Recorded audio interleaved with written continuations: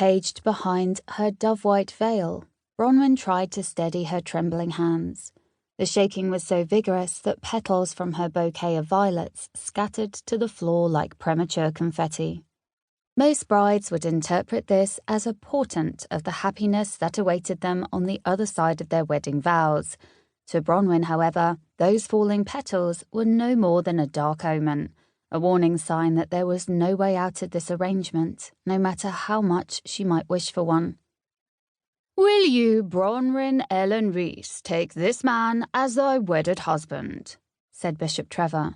"Will you obey him, love him, and honour him, forsaking all others so long as you both shall live?"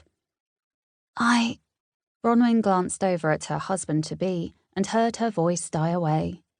With his jet-black hair and perfectly tailored apparels, Leonard Price, Viscount of Pembroke, was a far more handsome suitor than a mottled old maid of 29 had any right to hope for.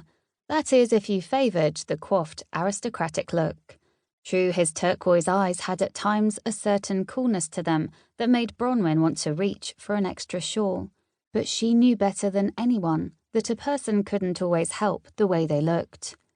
It was their kindness and virtue that mattered most, and Mr. Price had been nothing short of a gentleman throughout their brief courtship. Bronwyn held on to this thought as she tried for a second time to answer Bishop Trevor's question. Oh! Bronwyn's vow transformed into a shriek as a dagger whirled between she and her betrothed. The blade missed Bronwyn by less than an inch, and she jumped as it tore Bishop Trevor's robe at the shoulder before sticking itself into the dark oak lectern just behind where the minister was standing.